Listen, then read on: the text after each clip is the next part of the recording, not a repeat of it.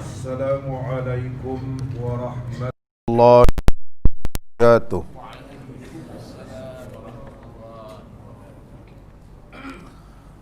الحمد لله الذي جعل أحاديث النبي المصطفى في الاهتداء مثل النجوم، وأشهد أن لا إله إلا الله وأن محمدا رسوله الذي أعطاه أسرار العلوم.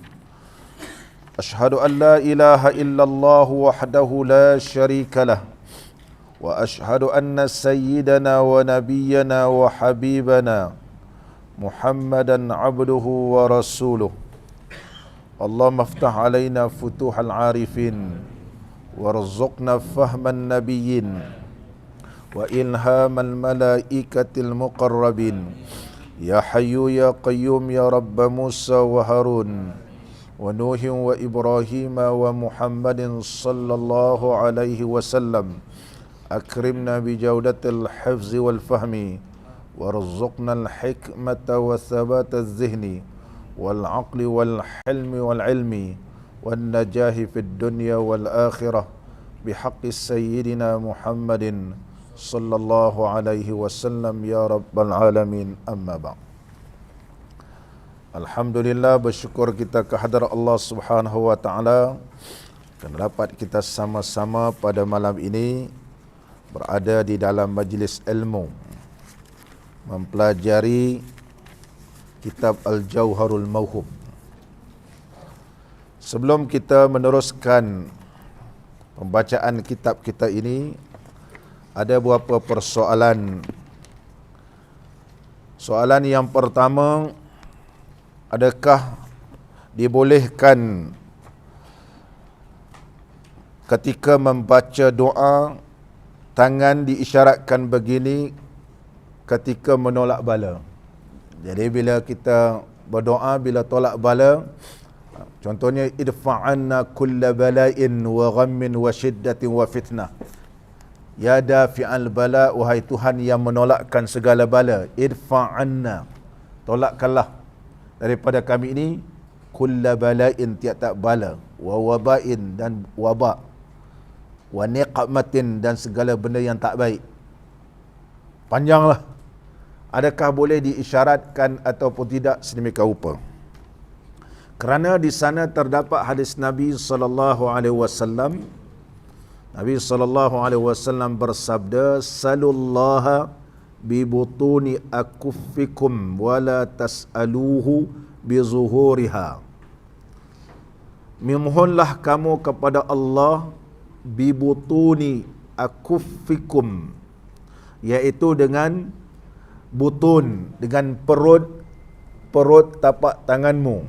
Maknanya begini, wala tas'aluhu bi zuhuriha, dan jangan kamu memohon pada Allah dengan belakang tapak tangan. Jangan belakang tapak tangan. Fa idza faragtum famsahu biha ujuhakum, apabila setelah kamu selesai berdoa, sapulah muka kamu. Sapulah muka kamu. Ini yang diriwayatkan, banyak riwayat, di antara riwayat Al-Imam Al-Baihaqi dan juga Al-Imam begitu juga diriwayatkan oleh Ibnu Majah. Di antara hadis yang diriwayatkan daripada Ibnu Majah, sabda Nabi sallallahu alaihi wasallam, "Idza da'awtallaha fad'u bi batini kaffaika." Apabila kamu berdoa, maka doalah dengan perut dua tapak tanganmu. Wala tad'u bi zuhurihima, dan jangan kamu berdoa dengan belakang tapak tangan. Fa idza faragta famsah bihima wajhaka, apabila kamu telah selesai daripada berdoa, maka sapulah dua tapak tanganmu akan muka kamu. Akan muka kamu. Ini riwayat daripada Ibnu Majah. Sebagaimana diriwayatkan juga daripada Abdullah bin Abbas radhiyallahu anhuma. Banyak riwayat sedemikian rupa. Begitu juga riwayat daripada Imam Ahmad dan Imam Abu Daud.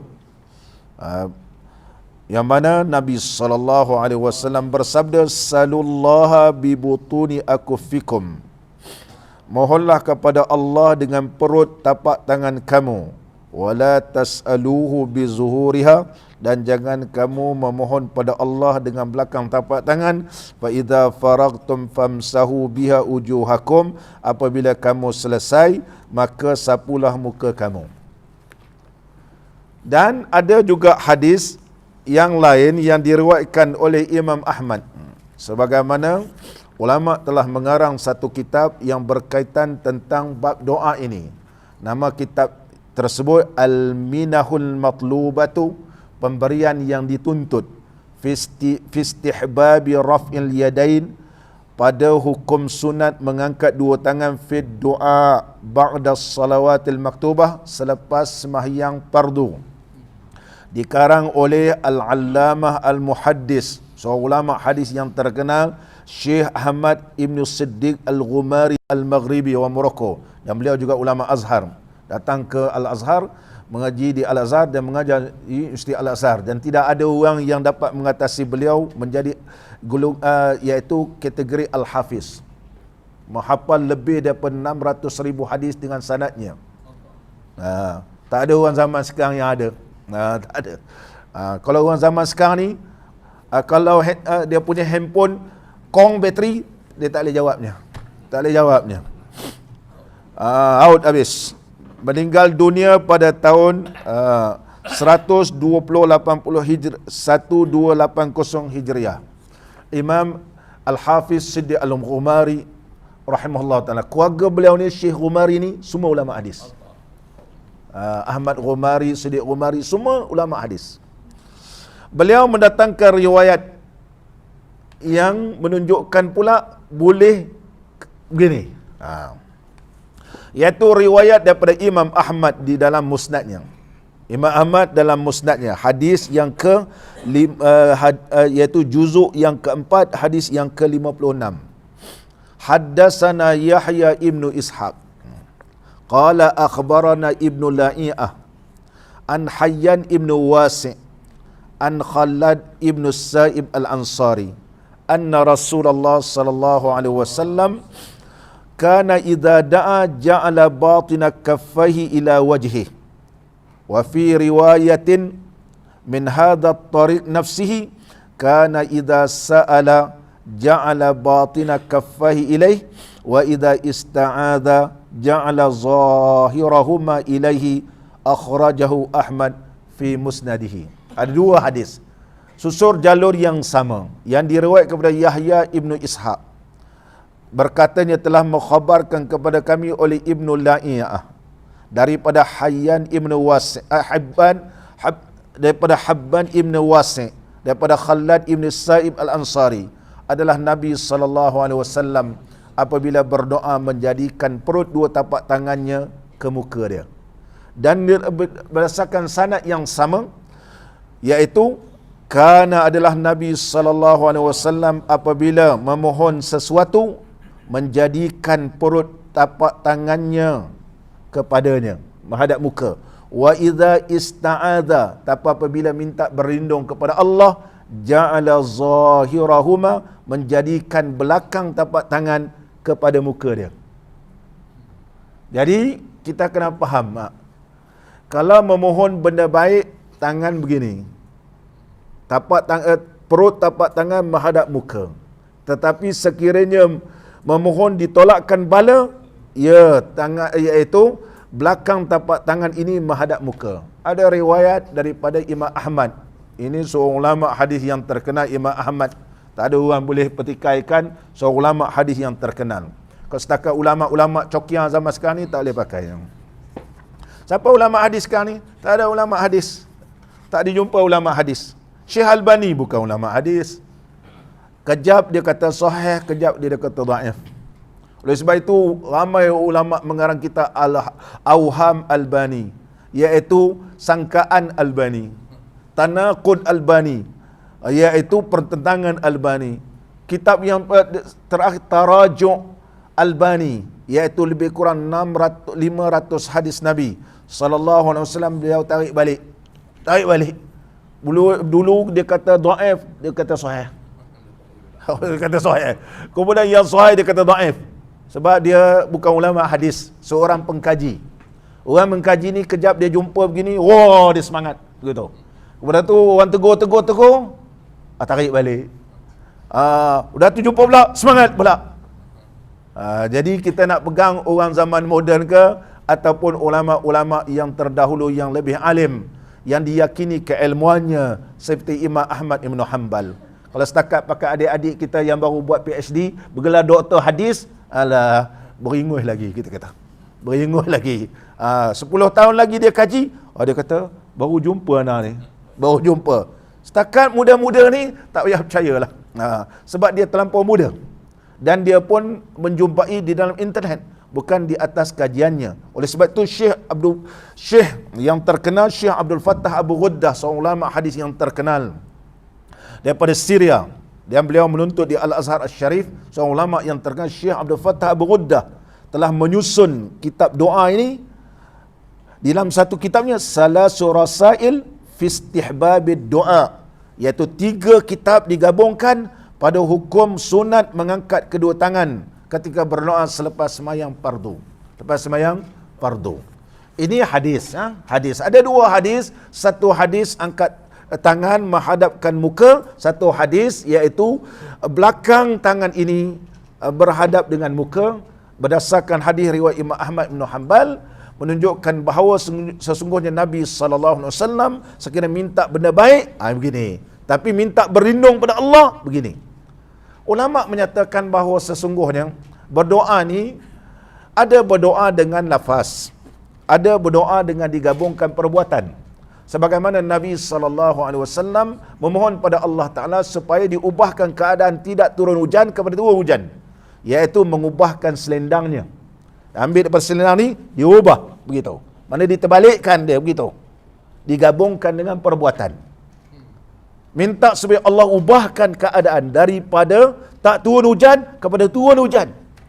Itu kalau imam kalau nak semayang istisqa ni, dia kena bawa serban pindah begitu.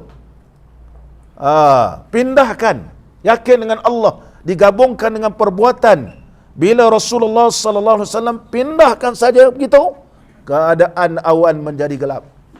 Karena digabungkan dengan perbuatan. Digabungkan dengan perbuatan.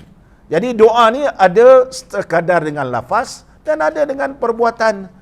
Kita duduk antara 2 sujud, cara duduk antara 2 sujud itu perbuatannya kita berdoa, Rabbighfirli warhamni wajburni. Ketika kita baca doa kunut, kita mengangkat kedua belah tangan. Contoh di kalangan mazhab kita, Al-Imam Syafi'i rahimahullahu ta'ala telah menyebut dalam kitab Fathul Allam bi syarhi Mursyidul Anam fil fiqhi ala mazhab Sadat Syafi'iyah. So ulama yang terkenal di kalangan mazhab kita Imam Syafi'i mengarang satu kitab yang bernama Fathul Allam. Ada 5 jilid kitab ni, iaitu Syekh Muhammad Abdullah Jordani rahimahullahu ta'ala. Kitab ni masyhur. Dan kitab ini telah ditahqiqkan oleh Syekh Muhammad Hajjar rahimahullah ta'ala. Saya sempat bertemu dengan Syekh Muhammad Hajjar, berasal daripada Syria, menetap di Madinah Munawwarah, badannya kecil je. Macam Tok Guni Aziz badannya. Dan dia sentiasa pakai serban. Meninggal dunia pada tahun 2006. Dan disemadikan di Baqi' Gharqad. Beliau yang telah mentahqiqkan kitab ni, dan kita pun baca paling mudahlah. Dan saya sempat bersama dengan Syekh Muhammad Hajjar rahimahullah ta'ala. Dalam kitab Fathul Allam menyebut, saya bacakan supaya kita ni ada hujah. Kata orang, geng Wahabi ni selalu hentam. Wah, ini tak betul ni. Tangan begini. Entah kalau ada dalil, ahlan wa sahlan, bawa dalil. Kalau tak ada dalil, diam saja. Kita mempunyai dalil dan hujah. Disebut dalam kitab Fathul Allam, yusannu ja'lu batnihima ila samai fis sana. Disunatkan menjadikan perut tapak tangan ini ke langit ketika memuji Allah. Memuji Allah, adab gitu. Wa kaza fid du'a. Begitu juga pada doa. Inda talabi tahsilil khairi, ketika menuntut kebaikan. Begitu. Wa amma 'inda talabi raf'is syarri, tapi ketika mana kita minta Allah jauhkan kita daripada kejahatan, fayuqallibuhuma, maka hendaklah diterbalikkan tangan. Diterbalikkan, digabungkan dengan perbuatan ini disebut oleh ulama kita mazhab Imam Syafi'i, hanya ketika doa, baca doa kunut, tidak disunatkan kita menerbalikkan tangan ketika waqina syarrama qadait. Sebab apa? Di dalam sembahyang tidak digalakkan. Sebagaimana yang disebut oleh Syekh Ramli, kerana sesungguhnya di dalam sembahyang akan berlaku banyak perbuatan. Mula kita berdoa Allah mahdina fi man hadait. Kemudian waqina syarra ma qadait fa innaka taqdi. Tangan begitu balik kan. Oleh sebab kerana banyaknya pergerakan di dalam sembahyang, oleh sebab itu di dalam sembahyang ketika baca doa kunut tidak disunatkan buat tangan begitu, walaupun waqina syarra ma qadait tersebut memberi maksud ya Allah hindarilah kami daripada ketentuan yang tidak baik yang telah Kau tentukan ya Allah. Ini soalan yang pertama. Soalan yang pertama. Muslimin dan muslimat yang dirahmati oleh Allah. Soalan kedua, ada di kalangan imam pada hari Jumaat, dia baca khutbah, kemudian menggantikan orang lain menjadi imam. Orang lain jadi imam. Begitu. Disebut dalam kitab Umdatul Mufti wal Mustafti. Umdah, satu pegangan bagi mufti dan orang yang minta fatwa. Karangan Syekh Jamaluddin Muhammad Ibnu Abdul Rahman Ibnu Hasan Ibnu Abdul Bari Al-Ahdal, seorang ulama daripada Yaman, mengarang dua kitab yang begitu lengkap berkaitan tentang fatwa mazhab Imam Syafi'i. Meninggal dunia pada tahun 1352 Hijriah. Menyebut satu tajuk, karahatu an yakhtuba syakhsun wa yusalli akharu bin nas. Makruh seorang baca khutbah, seorang lagi jadi imam. Imam muda baca khutbah, imam tua jadi imam. Kerana malu Allah dengan imam tua bagi peluang dia nak jadi imam. Boleh ke dalam sembahyang Jumaat kita rasa silalah tu imam, kita nak kata beradab, boleh ke beradab ni, beradab dengan imam tua? Apa disebut dalam mazhab Imam Syafi'i? Yukrahu an yakhtuba syakhsun, makruh seorang baca khutbah, wa yusalli bin nasi akharu, adapun orang lain tolong jadi imam sembahyang Jumaat tanpa ada sebab. Lil khilafi fi sihhatihi, dan khilaf di kalangan ulama mazhab Imam Syafi'i, ada yang mengatakan tidak sah sembahyang Jumaat. Lil khilaf. Tapi kesimpulan ulama kata makruh lah sebab dia khilaf. Bila keluar pada khilaf ni adalah digalakkan. Jangan pelau-pelau. Kita kena beritahu tu. Li'annal khutbataini ma'a raka'atain. Kerana dua khutbah itu menyamai dua rakaat sembahyang zuhur. Boleh dua rakaat sembahyang zuhur, dah habis dua rakaat, tolak pula orang lain yang belakang. Dia pun ke belakang, orang ke depan ni pula jadi tok imam. Boleh begitu? Tak boleh. Oleh sebab itu ulama Syafi'i kata li'annal khutbataini ma'a raka'atain. Kerana dua khutbah itu menyamai dua rakaat sembahyang zuhur, fassalatul kassalatil wahidah, sebagaimana semayang yang satu. Jadi dua khutbah dengan semayang tu seperti semayang zuhur. Kama qalahu fil muhazzab, sebagaimana berkata Syekh Syirazi rahimahullah ta'ala dalam kitab beliau Muhazzab. Al-Imam Syirazi rahimahullah ta'ala bermimpi dengan Nabi SAW. Rasulullah panggil dia, ya Syekh. Dalam mimpi dia, ya Syekh. Oh, Imam Syirazi kata, aku cukup gembira Rasulullah panggil aku Syekh. Oleh sebab itu, kalau nak panggil anak, panggil Syekh Syirazi. Jadi kitab Muhazzab ini telah disyarahkan oleh ramai ulama. Di antaranya Al-Imamul Nawawi. Imam Nawawi telah mensyarahkan Muhazzab tetapi tak sempat habis. yang bernama Al-Majmu'. Al-Majmu'. Kemudian Syekh Taqiyuddin Subki pun menyempurnakan, pun tak sempat habis. Kemudian Syekh Najib Muti'i menyempurnakan kitab Majmu'. Mula-mula Syekh Najib Muti'i menyempurnakan kitab Majmu', ditentang oleh ramai ulama Mesir. Syekh entah layak kena sempurnakan Majmu'. Kedudukan entah dengan Imam Nawawi ni macam mana? Kata Syekh Najib Muti'i, aku bermimpi dengan Imam Nawawi. Imam Nawawi dalam mimpinya, wahai Syekh Najib Muti'i, kamil, sempurnakan majmu' aku. Dia pun terjaga betul kemainan syaitan ni kan. Dalam keadaan ada wuduk, mimpi lagi, betul lah mimpi para anbiya,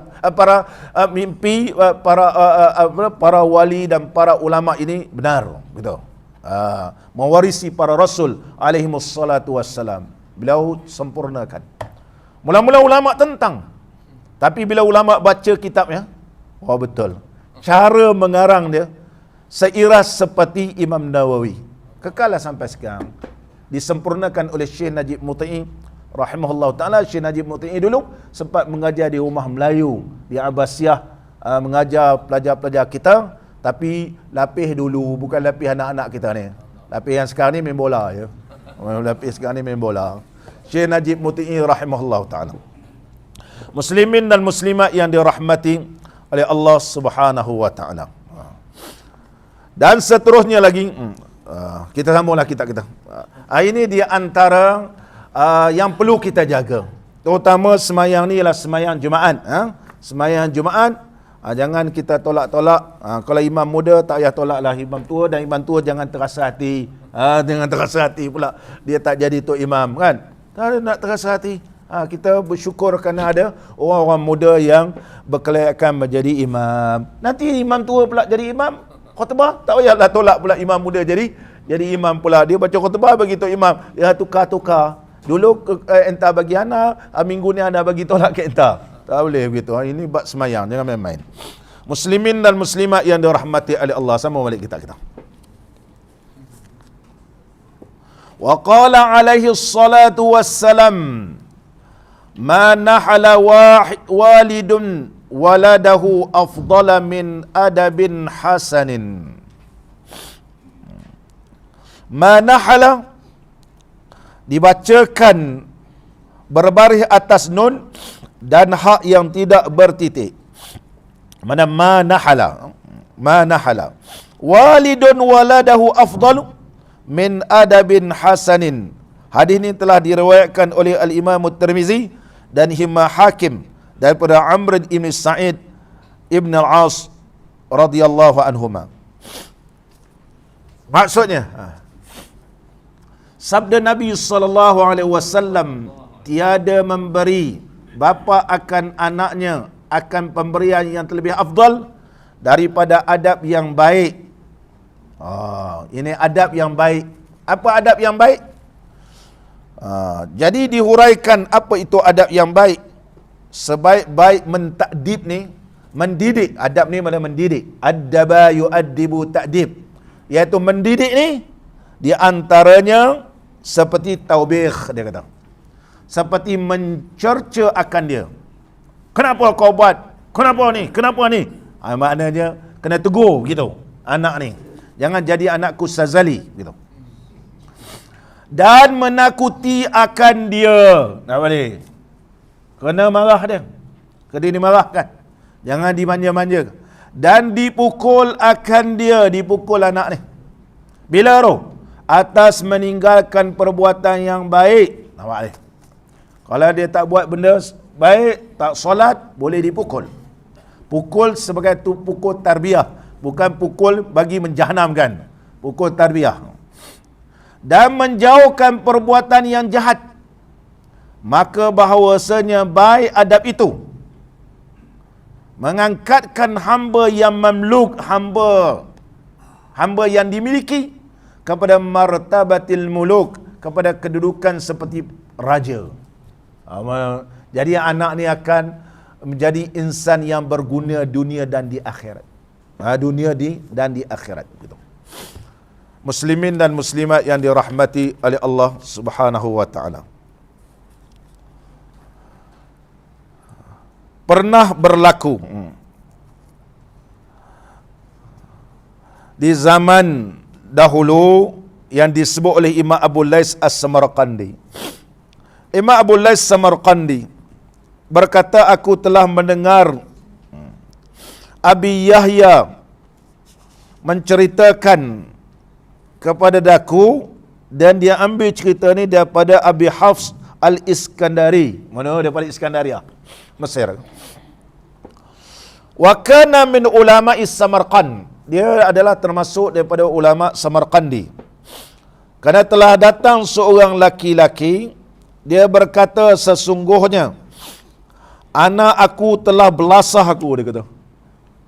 Dia kata, sungguhnya anak aku telah pukul aku. Inna ibni darabani wa auja'ani. Dia telah pukul aku dan telah menyakitkan aku. Qala subhanallah. Syekh ni kata, Masya Allah, subhanallah, maha suci Allah. Al-ibnu yadribu abahu. Anak pergi pukul bapa. Qala da'am darabani wa auja'ani. Betul, dia pukul aku dan dia telah menyakitikan aku. Pukulan yang menyakitkan. Faqala hal 'allamtahu al-adaba wal ilma. Aku nak tanya, kau ada didikkan anak kamu ni dengan adab dan juga ilmu? Qala la. Dia kata tak ada. Qala fahal 'allamtahu al-Qur'ana. Adakah kau telah ajarkan anak kamu ni Quran? Qala la. Dia kata tak ada juga aku ajar Quran. Anak aku tak kerti ajar Quran, dia kata. Qala fa ayyu amalin ya'malu. Anak kamu ni kerja apa? Qala az-zira'ah. Kerja petani. Cucuk tanam. Faqala hal alimta li ayyi syai'in darabaka. Kau tahu tak sebab apa dia pukul kau? Dia kata, sebab apa dia pukul kau? Qala la. Dia kata aku tak tahu. Qala fa'allahu hina asbaha wa tawajjah ila zar. Dia kata, barangkali pagi-pagi dia keluar nak pergi ke sawah. Dia kata, wa huwa rakibun 'alal himar. Dia menunggang kaldai. Kemudian dia kata, wasiran baina yadaihi. Sebelah kanan dia ada kerbau. Dia tengah naik kaldai. Sebelah dia kerbau. Wal kalbu min khalfihi. Anjing salak dia di belakang. Wa huwa la yuhsinul Quran. Dia ni pun tak tahu nak baca Quran. Kalau baca Quran kok anjing tu kata, "Hei, tabbat yada abi lahabin wa tab." Contohnya orang Melayu kan. Tutup mulut, dia kata. Kalau anjing menyalak, tabbat yada abi lahabin wa tab. Tutup. Dia yakin lah. Anjing dia kata, ini ayat Quran ni, jangan main-main, aku tak mau jadi Abu Lahab ni. Aku tak mau jadi Abu Lahab. Anjing tu berselung. Belah anjing tu. Yakin tak? Yakin. Yakin. Betul? Kalau yakin. Yakin. Ataupun kalau dia baca kan. Baca Hizbul Bahar kan. Kaf ha ya. Kaf ha ya ain sad. Kufitu. Ha mim ain sin qaf humitu. Kufitu cukup bagiku. Dan humitu, iaitu Allah peliharakan aku. Dia pun tunjuk ke anjing tu. Anjing. Dia yakin. Siapa yang boleh pelihara dia? Allah. Kaf ha ya ain sad. Kufitu. Cukuplah bagiku. Kaf ha ya ain sad. Rahsia Allah. Ha mim ain sin qaf. Dia cukup 10 jari. 10 kan? Kaf ha ya ain sad, genggam. Kufitu. Ha mim ain sin qaf, buka. Humitu. Siapa boleh tolong kita? Aku kita lah. Ya Allah, aku tak ada kayu, tak ada rotan, tak ada tongkat. Minta Allah pelihara. Anjing pun tahu Allah yang ciptakan dia. Oh, dia tahu baca ayat Quran kan. Yang dia tahu itu je kaf ha ya ain sad, sebab biasa dengar Ustaz Syukri baca kaf ha ya ain sad kufitu ha mim ain sin qaf humitu. Humitu. Kalau tambah lagi. Alam tara kaifa fa'ala rabbuka bi ashabil fil. Bila baca alam tarakah ini kan, sebagaimana burung babil ni melontarkan, tarmihim terus ambil batu, tarmihim lari dan tampungkan dia tu, seolah-olah batu daripada langit turun. Dia kata mujarab lah ustaz, dia kata ustaz ajar dulu tabbat alam tara kaifa fa'ala rabbuka bi ashabil fi alam yaj'al kaidahum fi tadlil wa arsala alaihim tayran ababil tarmihim. Ini betul kalau yakin. Ini disebut oleh Al-Imam Syaimiri rahimahullahu taala dalam kitab Hayatul Hawani Kubra. Kelebihan kaf ya ain sad ha mim ain sin qaf. Tapi jangan belasah anak guna tu. Innalillah belakang. Sebab dia ayat Allah. Ayat Allah, peliharalah ayat Allah. Dia tak tahu baca ayat Quran. Kaf ha ya ain sad pun dia tak tahu. Ha mim ain sin qaf dia pun tak tahu. Jadi dia pun lari. Fatughni, yang dia tahu menyanyi. Dia menyanyi. Fata'arradat lahu fi zalikal waqt fazanna annaka baqaratun. Fata'arradta lahu fi zalikal waqt. Tapi ketika tu kau pergi tegur pula anak kau tengah menyanyi tu. Dia dah lah takut. Ni nama seladang. Kita kata seladang lah begitu. Yang belakang ni pula anjing. Dia tengah menyanyi, dia tak tahu baca ayat Quran. Kau pergi tegur dia pasal? Man. Dia dengar dia agak lembu. Fazanna annaka baqaratun. Dia anggap kamu ni lembu. Fadarabaka, oleh sebab itu dia pukul kamu. Fahmadillah haitsu lam yukassir ra'saka. Bersyukurlah, mujur kepala kau tak pecah, dia kata. Mujur kepala kau tak pecah. Ini cerita yang disebut oleh ulama, iaitu ajarlah anak dengan Quran, ajarlah dia dengan adab-adab yang baik. Jangan sampai pandai menyanyi, baca Quran tak tahu, dia kata. Muslimin dan muslimat yang dirahmati oleh Allah Ta'ala. Jafri hafal kaf ha ya ain sad.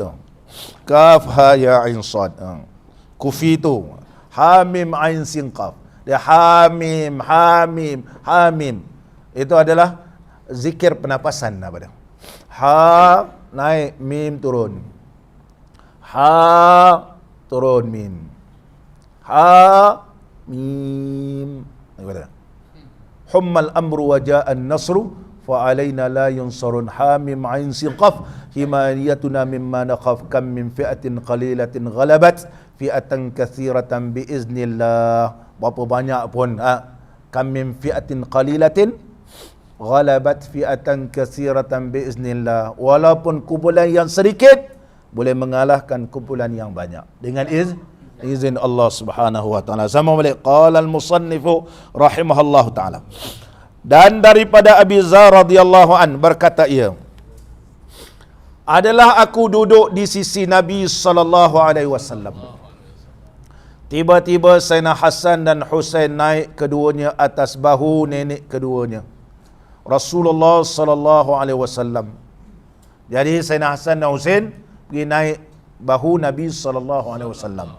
Cucu naik atas datuk dia. Kemudian dan ia duduk berkhabar-khabar akan kami. Nabi sallallahu alaihi wasallam terus membacakan hadis kepada kami. Ceritalah. Berkhabar. Maka tak kala selesai ia daripada pengajarannya, selepas Nabi sallallahu alaihi wasallam habis memberikan tazkirah, bersabda ia. Jadi Nabi sallallahu alaihi wasallam bersabda bagi keduanya, kepada Hasan dan Husain tadi. Nabi sallallahu alaihi wasallam beritahu Hasan dan Husain, turunlah kedua kamu hai anakku. Nampak ni? Rasulullah sallallahu alaihi wasallam begitu sayang cucunya Sayyidina Hasan dan Husain radhiyallahu an. Mereka yang membunuh Sayyidina Husain, Allah sahaja yang akan membalaskannya lah. Begitu sedihnya. Dua-dua ini adalah Sayyidah Ahlil Jannah, penghulu kepada pemuda-pemuda dalam syurga. Sayyidah Syababi Ahlil Jannah, penghulu bagi pemuda-pemuda di dalam syurga, Sayyidina Hasan dan Husain radhiyallahu an. Sama balik. Turunlah, dia kata. Turunlah kamu berdua, wahai anakku. Maka berhadap Sayyidina Ali karramallahu wajhah. Jadi Sayyidina Ali radhiyallahu an pun menghadap kepada dia. Sayyidina Ali. Sayyidina Ali radhiyallahu an. Wa karramallahu wajhah. Tapi Syekh Ibn Taimiyah kata Sayyidina Ali sebelum ni kafir. Wal iazu billah. Macam mana pula dia boleh kafir sedangkan dia budak masa tu? Sedangkan dia budak. Macam mana pula orang budak kanak-kanak boleh jadi kafir? Masuk Islam, dia tak sinaraikan Sayyidina Ali. Di dalam kitab beliau Minhajus Sunnah. Minhajus Sunnah. Dan menulis dalam Minhajus Sunnah, sesungguhnya ramai para sahabat benci pada Sayyidina Ali. Wal'iyazabillah. Wal'iyazabillah. Seolah-olah dia memerangi Ahlul Bait.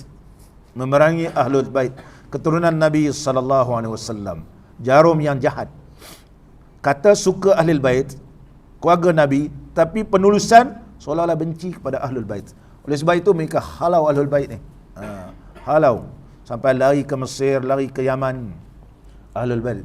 Ahlul Bait iaitu Ahlul Bait Rasulullah sallallahu alaihi wasallam. Sama balik.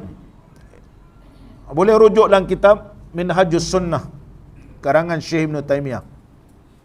Tu saya tidak setuju dengan Syekh Ibn Taimiyah. Bahasa yang tidak baik, menganggap orang tak suka Sayyidina Ali. Mana dia penyokong kepada Khalifah Umawi. Qala al-musannif rahimahullahu ta'ala. Sama balik kita. Maka tak kala melihat keduanya akan bapanya. Sila nampak bapa dia mesti dia takut. Takut keduanya akan dia. Bapa dia jegir dia tengok kan. Panjat-panjat pula atuk kau kan. Bila nampak begitu ayah dia datang, dia jadi takut. Maka turunlah keduanya daripada belakang nenek keduanya. Pergi belakang atuk dia, iaitu Nabi SAW bila nampak ayah dia. Maka sabda Nabi SAW bagi keduanya, betapa hal kamu? Dia kata, ngapa ni? Pergi belakang tok ni sebab apa? Maka berkata keduanya, kami takut daripada bapa kami. Tu depan tu ayah datang, dia kata. Tu depan tu ayah datang. Maka berhadap Sayyidina Ali radhiyallahu an. Maka Sayyidina Ali radhiyallahu an berhadap. Wa karramallahu wajhah. Sebut wa karramallahu wajhah ni Allah pelihara Sayyidina Ali radhiyallahu an. Lahir pun dekat Kaabah. Allah peliharakan Sayyidina Ali. Lahir pun dekat Kaabah. Tapi sekarang ada simen Nabi dah. Dulu ada, dilahir pun di Kaabah. Sayyidina Ali radhiyallahu an. Dia kelebihan Sayyidina Ali. Banyak hadis-hadis punya kelebihan Sayyidina Ali radhiyallahu an. Bukanlah kita mengangkat Sayyidina Ali ni sebagai Syiah, macam orang Syiah, tapi Sayyidina Ali mempunyai kelebihan yang diberikan oleh Allah Ta'ala, dan Nabi SAW begitu sayang pada Sayyidina Ali. Dia kata ayah datang. Maka bila Sayyidina Ali datang dan memukul ia akan keduanya, maka dia pun memukul.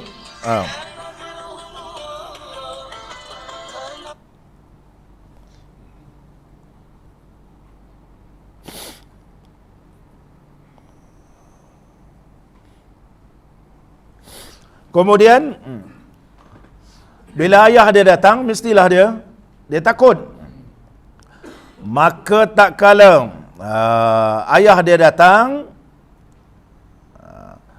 dia kata kami takut daripada bapa kami, dan Sayyidina Ali pun datang dan memukul ia akan keduanya dan berkata ia, adab itu terlebih baik bagi kamu. Mana ayah kan? Kacau tok kau tengah nak ngajar ni. Atau nak bagi tazkirah, nak baca hadis. Bila nampak sedemikian rupa, tok dengan cucu.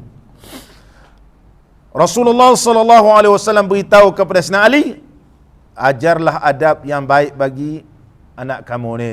Beradablah, didik dengan baik gitu. Maka sabda Nabi sallallahu alaihi wasallam, hai Ali, jangan kamu jerkah akan Hasan dan Husain, maka bahawasanya kedua-duanya bau-bauanku dan kesenangan hatiku. Dia adalah raihanah, iaitu bauan syurga bagiku. Adalah cucu yang ku sayang gitu. Dan dia adalah merupakan cucu yang menyenangkan hati aku. Jangan jerkah-jerkah dia. Maka sembah Sayyidina Ali karramallahu wajhah. Sayyidina Ali terus jawab, sam'an wa ta'atan. Dengar dan patuh wahai Rasulullah sallallahu alaihi wasallam. Maka turun Jibril alaihi salam. Maka berkata ia, Jibril terus tegur Nabi sallallahu alaihi wasallam, ya Muhammad, al-haqqu ta'ala, Allah Subhanahu wa taala berfirman, ia tinggal olehmu akan Ali supaya ia mengadapkan keduanya. Biarkan Sayyidina Ali, biar dia didik anak dia. Biar dia didik anak dia. Biar dia didik anak dia. Maka bila malaikat Jibril alaihi salam beritahu sesungguhnya Allah Subhanahu wa taala telah berfirman kepada engkau wahai Muhammad, utruk aliyan yuaddibuhuma. Biar dia didik anak dia. Kemudian wa ashbi'u auladakum wa ahsinu asma'akum. Nabi sallallahu alaihi wasallam diberitahu oleh Jibril, kenyangkan oleh kamu akan anak-anak kamu. Ini Jibril beritahu. Bagi makan anak-anak kamu. Dan baikkan olehmu akan nama mereka itu. Bagi nama yang baik-baik. Bagi nama yang baik-baik.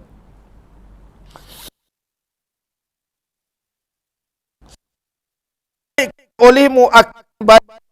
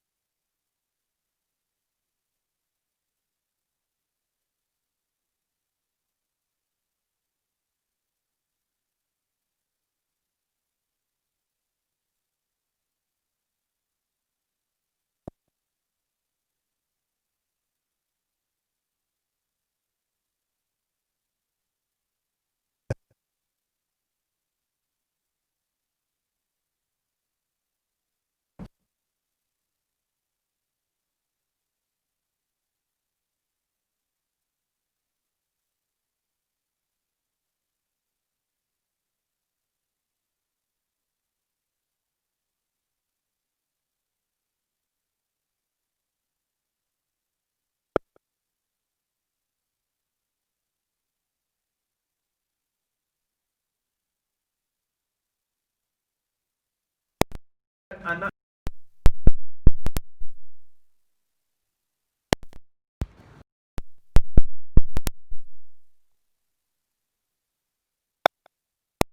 sallallahu alaihi wasallam demikian itu, Bersabda ia, hai ma'asyiral muslimin, barang siapa direzekikan akan dia Allah Ta'ala dengan anak, maka wajib atasnya mengadabkan dia, mendidik dia dan mengajarkan dia.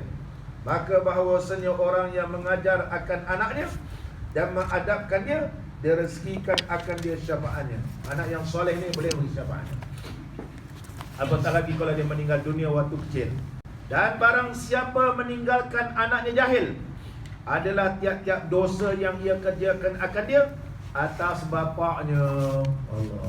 Setiap dosa dilakukan, bapak dia kena pikul.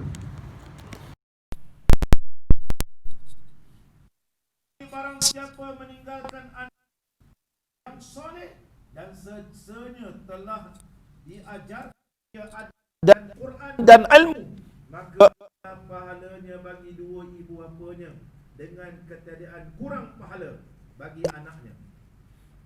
Sesuatu kalau diajar anak dia Quran, hadis, anak jadi baik kan, bapak pun dapat pahala, sedikit pun tidak akan di. Anak ni pun dapat pahala banyak, ayah pun dapat begitu. Dapat begitu. Ini kelebihan apabila kita dapat anak yang soleh. Besok bila meninggal dunia, anak yang ditinggalkan memberikan syafaat terus kepada kita. Syafaatnya dengan pahala yang ada. Kusut tidak akan.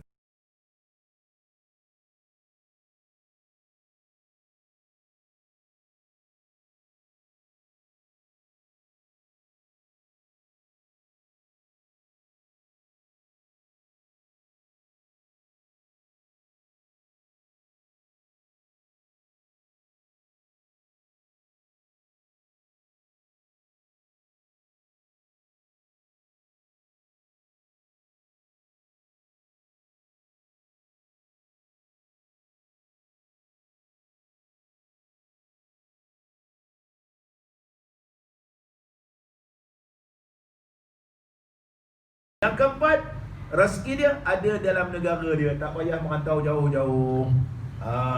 Ini 4 kebahagiaan. Sallallahu alaihi wasallam. Mudah-mudahan pertemuan kita diberkati dan diradai oleh Allah Subhanahu wa taala. Allahumma salli ala Muhammad, ya Rabbi salli alaihi wasallim. Allahumma salli ala Muhammad, ya Rabbi salli alaihi wasallim. In qila zurtum bima raja'tum, ya akramal khalqi ma naqulu.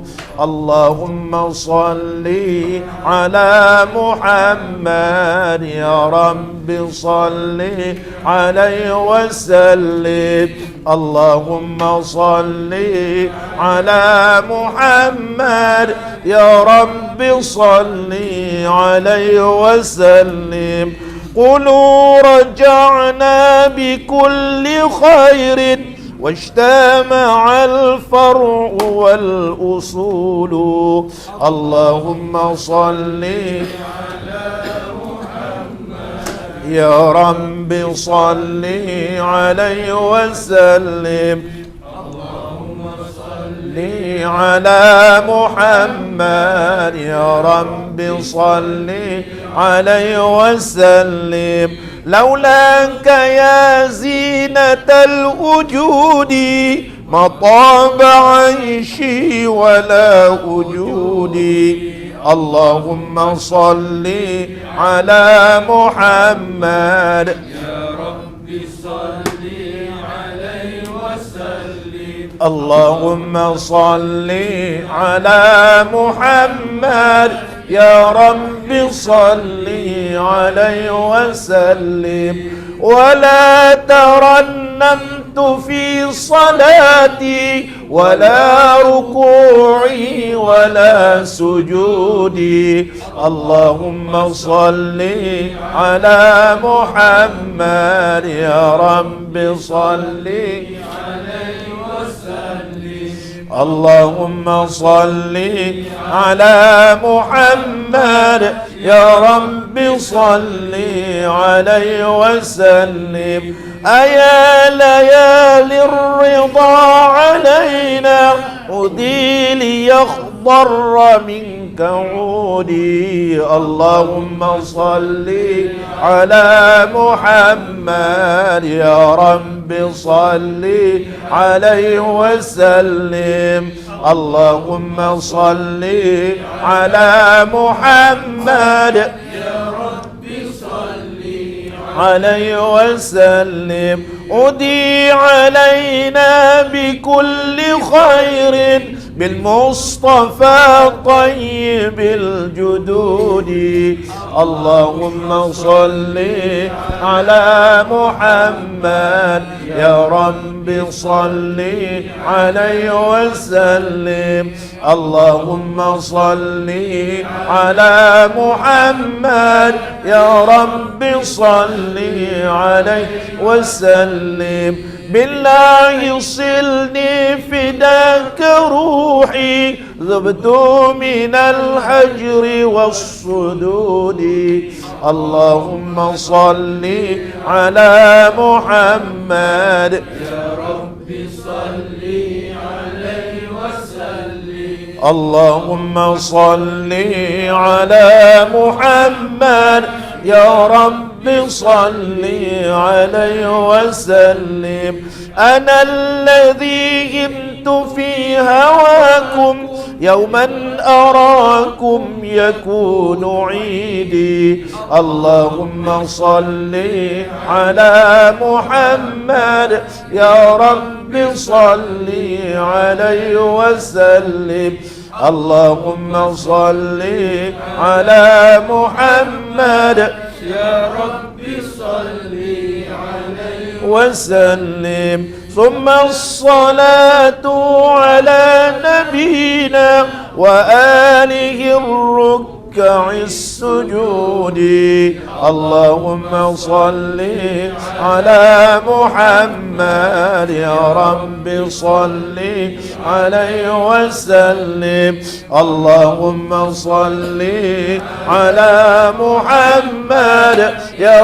رب صل عليه وسلم بسم الله الرحمن الرحيم الحمد لله رب العالمين حمدا يوافي نعمه ويكافئ مزيده يا ربنا لك الحمد كما ينبغي لجلال وجهك الكريم وعظيم سلطانك اللهم صل على سيدنا محمد صلاة تبلغنا بها حج بيتك الحرام وزيارة حبيبك ونبيك سيدنا محمد عليه أفضل الصلاة والتسليم في صحة وعافية وسلامة ولطف وبلوغ المرام اللهم لا تمتنا حتى نرى باب السلام ونصلي خلف المقام إبراهيم عليه السلام ونشرب ماء الزمزم في مسجد الحرام ونزور حبيبك ونبيك سيدنا محمدا